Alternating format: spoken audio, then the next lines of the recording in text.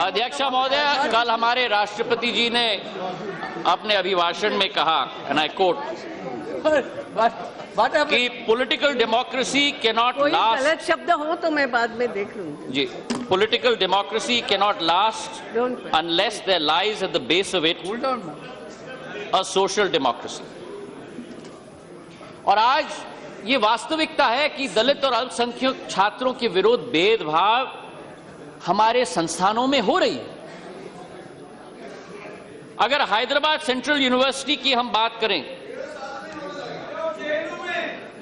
Hyderabad central university में अध्यक्षा महोदय, आज जब कोई भी विद्यार्थी प्रशासनिक मामले के लिए जाता है जो दलित हो, उसे बाहर खड़ा रहने को कहा जाता है। अनुसूचित जाति जनजाति के छात्रों को गाइड मिलने के लिए अधिक समय लिया जाता है, और इतना कि वहां के प्रोफेसर ने स्वयं अपने वक्तव्य में कहा है, assistant professor of mathematics at the university, these are not suicides but institutional murders. They are the fallout of discriminatory caste-based interactions in classrooms and hostels. He recollects how one professor at the university told a student from a marginalized community that he was not fit for mathematics and would be better off being an agricultural laborer like his parents.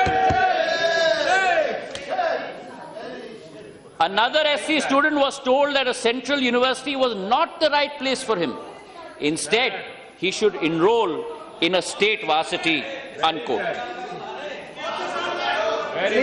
Rohit, अध्यक्षा महोदय, रोहित साधारण वर्ग के आधार पर scholarship में उसने प्रवेश नहीं किया था उसने, लेकिन दो प्रोफेसर्स ने, सुन लीजिए, आपकी भी बारी आएगी, प्लीज बैठिए, ऐसा कभी नहीं हुआ था।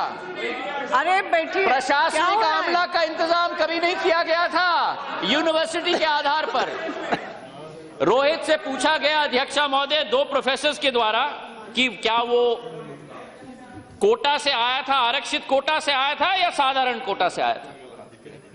और ये पहली घटना नहीं है हैदराबाद सेंट्रल यूनिवर्सिटी में। पिछले 6 सालों में 3 दलितों ने अत्याचार किया था, आत्महत्या किया था। सुन लीजिए, बैठिए ना। 3 न्यायिक जांच बैठाई गई थी, और उस समय कहा गया था कि हैदराबाद सेंट्रल यूनिवर्सिटी दलितों के लिए उपयुक्त नहीं है। और इसके बावजूद हमारी मानव संसाधन मंत्री स्मृति ईरानी जी टीवी पे जाती हैं और कहती हैं, I quote, that this is not a Dalit versus non Dalit issue, unquote. कोई कामना हम करें, आशा करें, कोई एक्शन लिया जाए, वो तो अलग, लेकिन सरकार ने इस घटना से पूरा अपना पल्ला झाड़ दिया। रोहित ने कहा था कि my birth is my fatal accident. अध्यक्षा महोदय, हम अपने मां बाप को नहीं चुनते, हम अपने जाति को नहीं चुनते इस देश में, लेकिन केवल इस सरकार के कार्यकाल में एक दलित के रूप में पैदा होना एक फेटैलिटी और एक्सीडेंट है, जो एक आदमी को अधिक असमानता और क्रूरता के साथ अपने जीवन जीने के लिए विवश कर देती है, और या तो समय के पहले मौत का रास्ता अपनाने के लिए कर देती है। विश्वविद्यालय का उद्देश्य क्या है? क्या उद्देश्य है कि हम अटेंडेंस दें? क्या हम उद्देश्य है कि हम परीक्षा दें?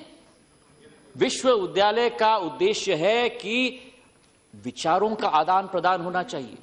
विश्वविद्यालय का उद्देश्य है कि यथास्थिति को चुनौती दी जानी चाहिए। लेकिन जिस तरीके से रोहित की आत्महत्या की घटना हुई है, एफटीटीआई में विद्यार्थियों के विरुद्ध एक्शन लिया गया है, जिस तरीके से जेएनयू की घटना हुई है, जिस तरीके से आईआईटी मद्रास में अंबेडकर पेरियार सर्कल को निष्कासित किया गया है, ये सरकार नौजवानों की आवाज को बंद करना चाहती है, इसमें कोई दो राय नहीं। अध्यक्षा महोदय, जेएनयू ने इस देश की एकता और अखंडता और विकास, क्या हो रहा है?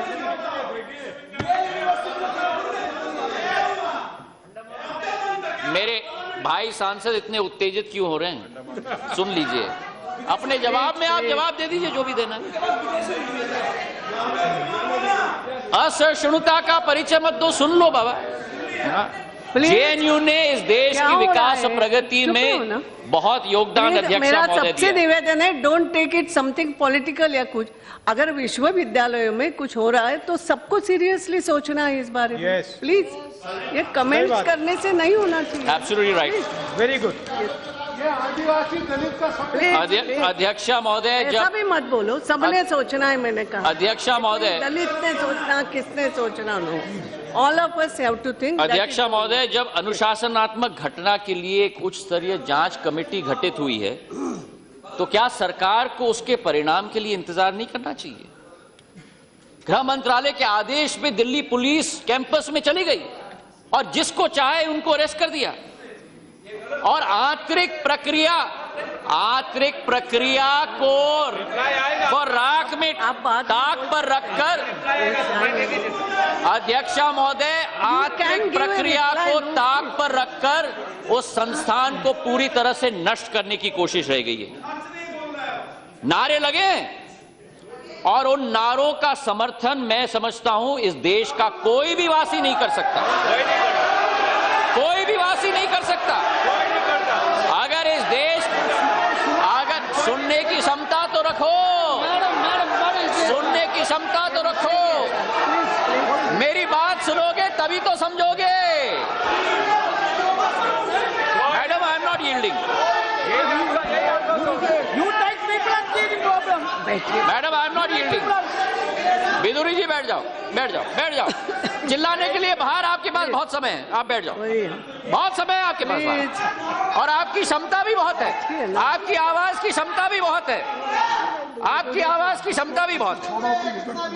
अध्यक्षा महोदय, उन नारों का समर्थन मैं समझता हूं कि इस देश का कोई वासी नहीं कर सकता। उसकी जितनी कड़ी की कितनी भी हम कड़ी आलोचना करें वो कम है, लेकिन 8 छात्रों के नारों के अनुसार 8000 छात्रों के विश्वविद्यालय पर कलंक लगाना, इससे बुरी बात इस देश में नहीं हो सकती। अध्यक्षा महोदय, योगी आदित्यनाथ जी ने किसी भी विश्वविद्यालय के अंग को राष्ट्रद्रोह का नाम देना, इससे ज्यादा कोई अनुचित बात नहीं हो सकती। अध्यक्षा महोदय, वो जरा शांत हो जाएं। बैठिए ना प्लीज, प्लीज प्लीज। अध्यक्षा महोदय, विदुड़ी जी, थोड़ा शांत हो जाइए। विदुड़ी जी, बैठिए, आप बैठिए।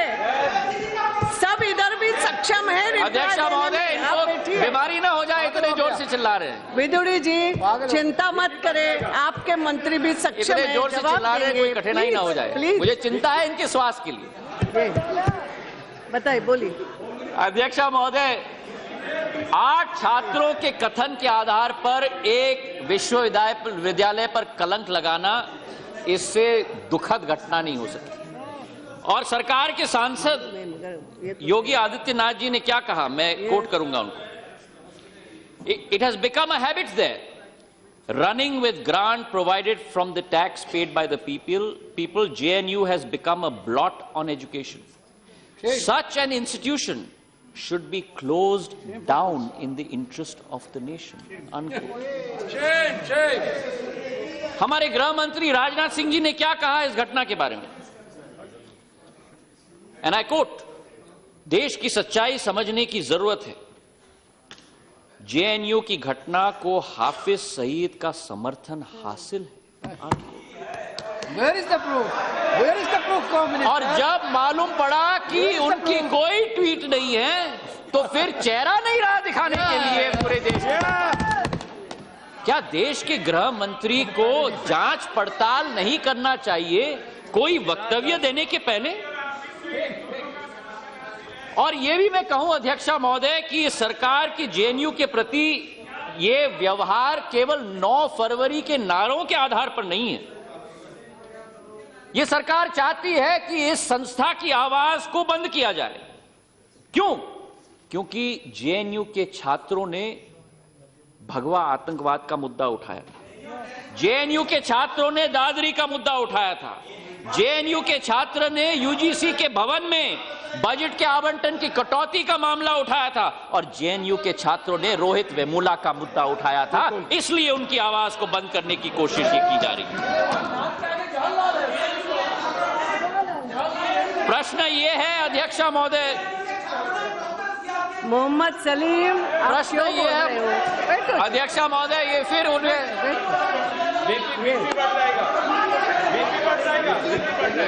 You are also instigating. आप कर रहे हो Nirmala Sitharaman, NITI Aayog chairman, foreign secretary Jaishankar, अध्यक्षा महोदय जयशंकर, यू आर इंस्टिगेटिंग। अध्यक्षा महोदय, नीति आयोग चेयरमैन, अध्यक्षा महोदय, उस जेएनयू को ये बंद करना चाहते हैं जहां देश के फॉरेन सेक्रेटरी, विश्व विदेश सचिव जयशंकर जी उस संस्था से आते हैं, निर्मला सीतारामन जी उस संस्था से आती हैं, नीति आयोग के चेयरमैन उस संस्था से आते हैं, सीताराम येचुरी जी उस संस्था से आते हैं, और ये इनकी सोच और विचारधारा है। और मुझे तो इतना आश्चर्य हुआ अध्यक्षा महोदय, जब इन छात्रों के विरुद्ध सिडिशन की चार्ज लागू की गई। और वास्तविकता क्या है अध्यक्षा महोदय, उन नारों की हम कड़ी आलोचना करते हैं, विरोध करते हैं, इसमें कोई दो राय नहीं। जिन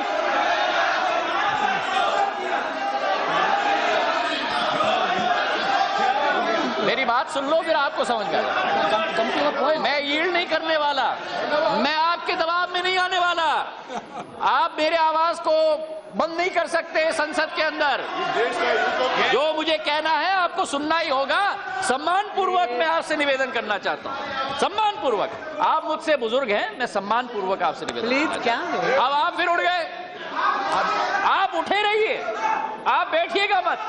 विदुड़ी जी, आप अध्यक्षा महोदय, उन नारों की हम जितनी आलोचना करें वो कम है, लेकिन केवल नारे देना अपराधीकरण की श्रेणी में नहीं आता और राजद्रोह की श्रेणी में नहीं आता।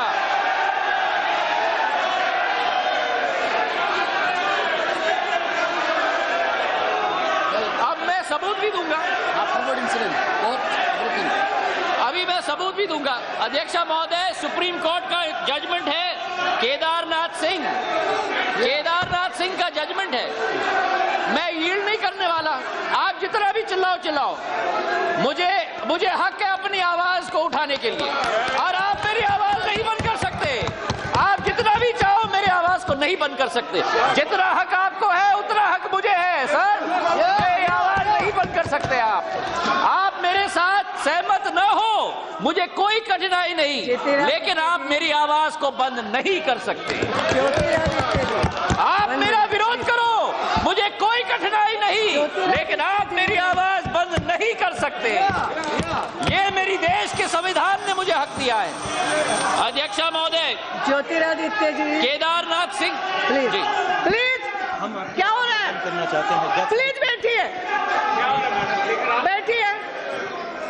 ज्योतिरादित्य जी, आप भी स्पीकर को संबोधित, ये सॉरी मैडम, राजवाड़ा चौक, मैं सहमत हूँ मैडम, सॉरी, उनको संबोधित कर। मैं आपके साथ 100% सहमत हूँ।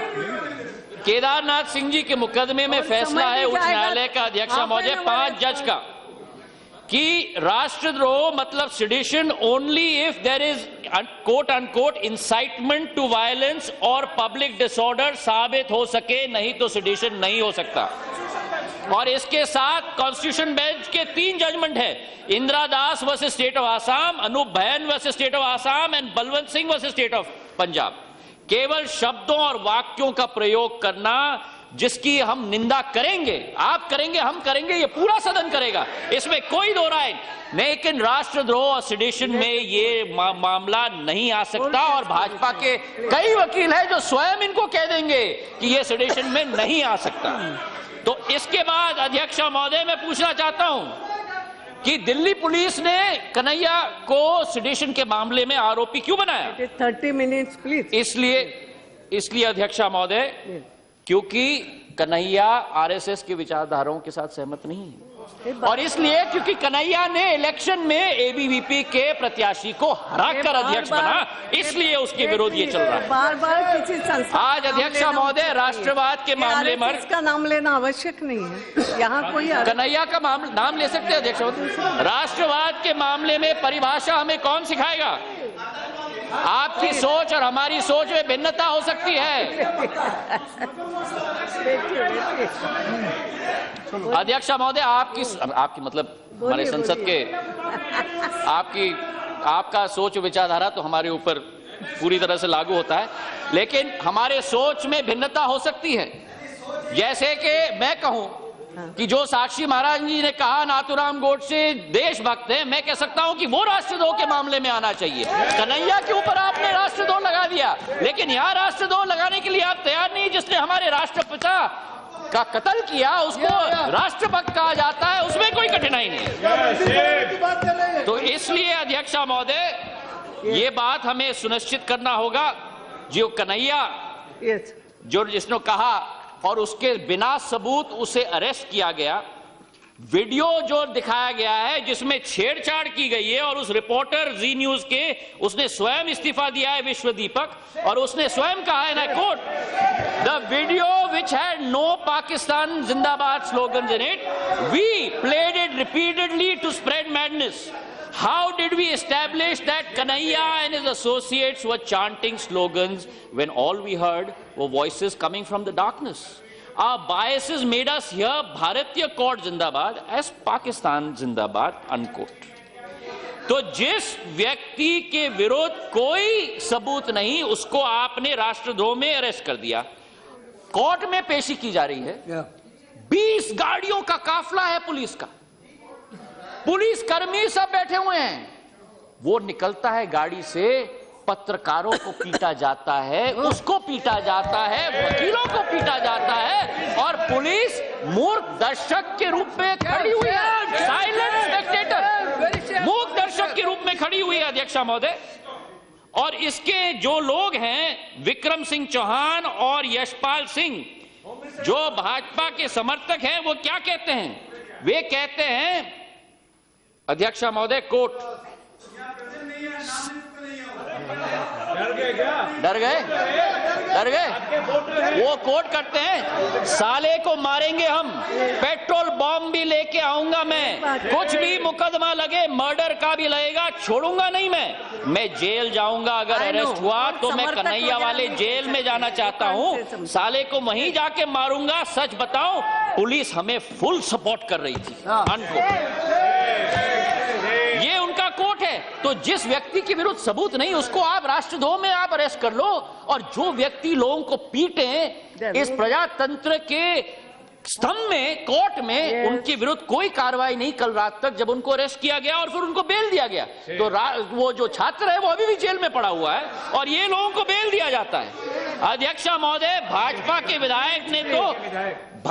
विधायक ने तो कमाल कर दिया। ओपी शर्मा जी ने अमीक जमाल सीपीआईएम के कार्यकर्ता को पटक के जमीन पर उसको मारा गया, और क्या कहते हैं वे कहते हैं कि मैं गोली भी मार देता अगर बंदूक होती। कोई माँ को गाली देगा तो क्या उसे मारेंगे नहीं?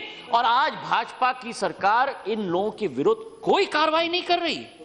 साक्षी महाराज जी क्या कहते हैं कि इन राष्ट्रद्रोही के खिलाफ तो सीधा फांसी का फंदा या पुलिस की गोली, आजीवन कारावास तो बहुत कम रहेगा, नहीं तो बदतमीजी होती रहेगी। और इसके साथ सरकार के विधायकगण अनेक प्रांतों से, कैलाश चौधरी भाजपा के विधायक राजस्थान, कहते हैं राहुल गांधी देशद्रोही है, राहुल गांधी देशद्रोही है, उनकी गोली से उड़ा देना चाहिए, भारत माता की ओर उंगली उठाए। और आज सरकार, अध्यक्ष महोदय, संसद में एक सांसद के विरुद्ध ऐसे शब्द उपयोग किया जाए और सरकार मूक दर्शक के रूप में आज खड़ी हुई है। क्या ये हम लोगों का लोकतंत्र है? क्या ये हमारे नियम है? क्या ये हमारी परंपरा है? आज परंपराओं की बात की जाती है अध्यक्ष महोदय, और कहा जाता है कि जो कांग्रेस का स्वर्ण इतिहास है राष्ट्रभक्ति का, हमारे प्रधानमंत्रियों ने अपने जीवन का बलिदान दिया है, सरदार बेअंत सिंह पंजाब ने अपने जीवन का बलिदान दिया है, Please. वीसी शुक्ला जी ने अपने जीवन का बलिदान दिया है और आज ये सरकार हमको राष्ट्रभक्ति की सोच और विचारधारा देने वाली है। वो सरकार मैंने कहा प्रधानमंत्री लोग इंदिरा जी और राजीव जी दोनों ने, ये सरकार अध्यक्षा महोदय जो नाथूराम गोडसे के उत्तराधिकारी हैं विचारधारा के, और 52 वर्ष आरएसएस के कार्यालय में झंडा नहीं लगा, एक आत्महत्या हुई और कुलपतियों की मीटिंग बुलाई गई कि 207 फुट पर भारत का झंडा फहराना चाहिए हर सेंट्रल यूनिवर्सिटी में। क्या मजाक है अध्यक्षा महोदय।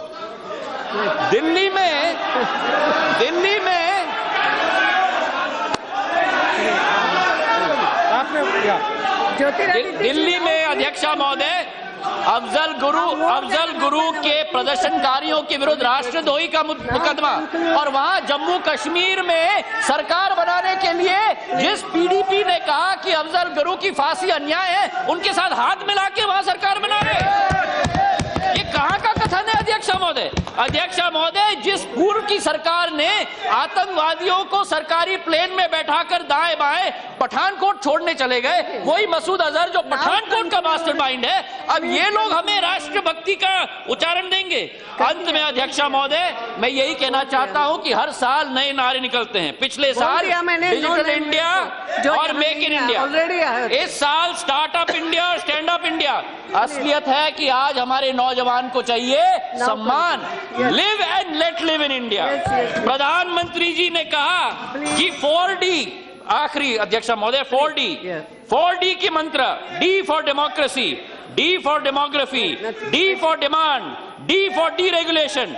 डेमोक्रेसी के मामले में अपने विचार की अभिव्यक्ति को स्वतंत्रता कुचली गई। डेमोग्राफी के मामले में हमारे नौजवान सड़क पर खड़े हैं, डिमांड के मामले में किसान आत्महत्या कर रहा है, और डीरेगुलेशन में विश्वविद्यालय को शिकंजे पर डालकर उसकी पूरी स्वतंत्रता खत्म की जा रही है। सबका साथ सबका विकास आपका नारा। आज देश का नागरिक विवश होकर सड़क पर खड़ा है, पूछ रहा है किसका साथ और किसका विकास। धन्यवाद अध्यक्षा महोदय।